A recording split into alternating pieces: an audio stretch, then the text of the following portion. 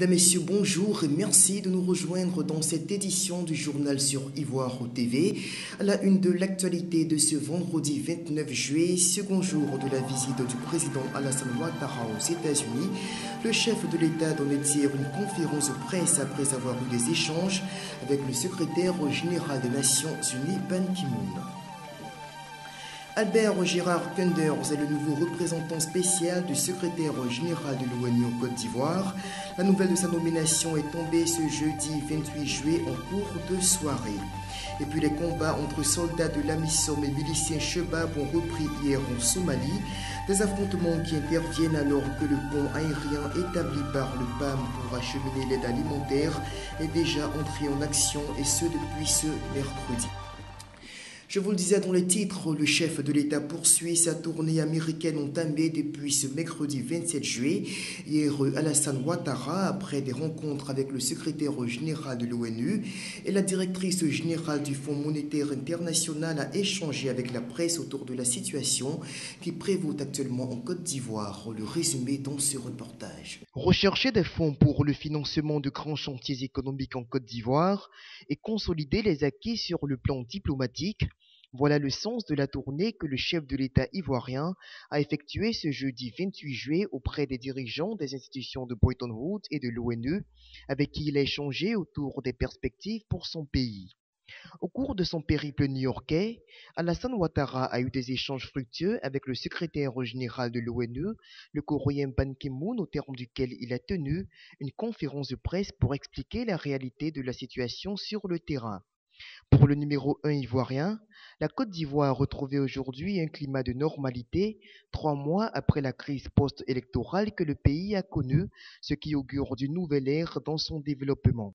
Répondant aux questions des journalistes, Alassane Ouattara est revenu sur le sort réservé à son prédécesseur, Laurent Gbagbo, actuellement détenu dans le nord du pays. À en croire le président de la République, Laurent Gbagbo jouit d'un traitement digne de son statut d'ancien chef d'État, puisqu'il réside dans la résidence officielle des chefs d'État à Korogo. Peu de relever que même si ce dernier venait à être condamné, le gouvernement veillerait à ce qu'il bénéficie d'un traitement tout aussi digne.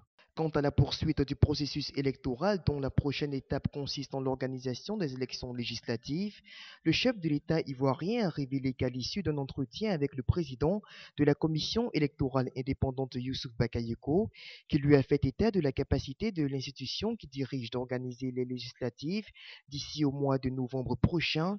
Si toutes les conditions sont réunies, le FPI, le parti de Laurent Gbagbo, a été sollicité pour envoyer des représentants au sein de la commission, de sorte à accélérer le processus électoral dont il estime les coûts d'organisation à près de 25 millions de dollars. Au terme de cette conférence, Alassane Ouattara a poursuivi sa tournée en allant à la rencontre d'autres interlocuteurs, dont le corps diplomatique africain. Et dans la foulée, l'on apprenait ce jeudi en cours de soirée la nomination d'un nouveau patron de l'opération des Nations Unies en Côte d'Ivoire par le secrétaire général de l'ONU Ban Ki-moon. Il s'agit du néerlandais Albert Gérard Koenders qui remplace à ce poste le sud-coréen Won Ji-chol qui a été à la tête de l'ONUCI durant ces 4 dernières années. Le commandement de l'opération des Nations Unies en Côte d'Ivoire change de main. Désormais, c'est le néerlandais Albert Gérard Koenders qui a été nommé par le patron de la Maison de Verre à New York pour succéder au sud-coréen Won Ji-chol, dont la mission prendra fin le 31 août prochain après 4 années passées en Côte d'Ivoire. Le nouveau patron de l'ONUCI cumule 25 années d'expérience dans les relations internationales.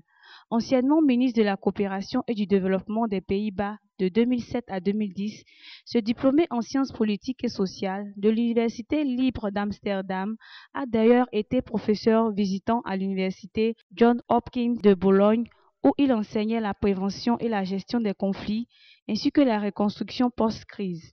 Ayant été membre de la Chambre des représentants néerlandaise de 1997 à 2007, l'homme arrive en Côte d'Ivoire dans un contexte de reconstruction post-crise où sa mission devrait assurément être la consolidation des acquis après plus de 8 années de crise militaire politique au cours desquelles l'ONU a été fortement active dans le sens de la circonscription du conflit. La Côte d'Ivoire entend relancer l'exploitation de ses gisements pétroliers d'ici à la fin de l'année 2011. C'est en substance la déclaration faite hier jeudi par le ministre des Mines et de l'Énergie, Adama Tounkara, qui a annoncé le démarrage du forage de 7 nouveaux puits d'ici au mois de décembre prochain, ce qui devrait, selon le ministre, permettre au pays de soutenir une production de 300 000 barils par jour jusqu'en 2020, loin devant les 40 000 produits actuellement. Et on part tout de suite à l'étranger avec l'AMISOM, la force militaire de l'Union africaine opérant en Somalie, qui a lancé ce jeudi une vaste offensive contre les partisans des milices Chebab dans Mogadiscio. Les combats ont éclaté autour de 8 heures heure locale selon des témoignages recueillis sur place, alors que le programme alimentaire mondial a entamé depuis avant-hier l'acheminement de l'aide alimentaire à destination de la Somalie grâce à l'instauration d'un pont aérien. Des prières avant d'aller combattre. Ces soldats du gouvernement somalien se battent contre les insurgés Chebab, des islamistes liés à Al-Qaïda qui détiennent toute la partie nord-est de la Somalie. Les Chebab oppriment notre peuple. Ils font le mal au nom de l'islam, mais ce n'est pas cela l'islam.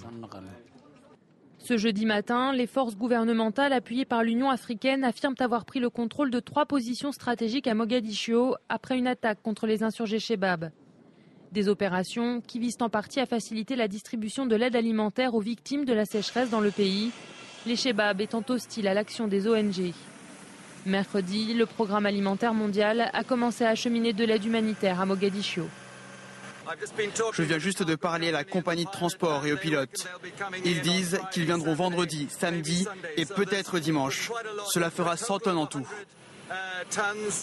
La sécheresse qui sévit actuellement dans la Corne de l'Afrique est la pire depuis 60 ans selon l'ONU. Elle a déjà fait des dizaines de milliers de morts et menace 12 millions de personnes. L'Organisation de la coopération islamique s'est réunie ce jeudi pour lancer une campagne d'aide d'urgence. Elle est l'une des rares organisations autorisées par les Chebab à agir en Somalie. Au Tchad, la présence militaire française pourrait bientôt faire l'objet d'une redéfinition conséquente au vu des tractations actuellement en cours et qui sont relatives à la poursuite de l'opération Épervier dans ce pays d'Afrique de l'Ouest. Paris et N'Djamena devraient bientôt parvenir à un accord sur le sujet. Le débat est plus que d'actualité aujourd'hui au Tchad.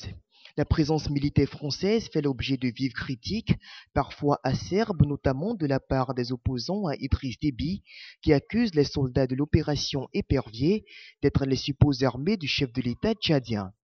Si cette réaction des opposants peut s'expliquer par les nombreux soubresauts qui ont secoué le régime en place à N'Djamena ces dernières années, avec les percées de la rébellion qui a, à 2 reprises en 2006 et 2008, manqué de renverser le pouvoir d'Idriss Déby grâce à l'intervention militaire française, l'idée en elle-même prend de plus en plus racine dans la sphère politique tchadienne et même le président Déby n'en est plus opposé.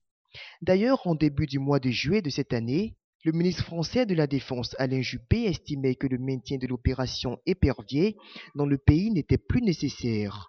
Pour rappel, cette mission d'intervention militaire de l'armée française était survenue en 1986, alors que le Tchad risquait une invasion de la part de son voisin libyen. 25 ans plus tard, la situation n'est plus la même et la nouvelle orientation de la politique militaire de la France impose une redéfinition des termes de l'accord de défense entre les deux pays. Paris et N'Djamena sont donc entrés en négociation depuis peu pour plancher définitivement sur le sort de ces 1000 soldats français de l'opération Épervier qui peut-être ne verront que leur mission partiellement réaménagée. Voilà, c'est tout pour ce bulletin d'information de ce vendredi 29 juillet. Remerciements à l'équipe technique dirigée en main de maître par Stéphanie Guesson qui en assurait la réalisation.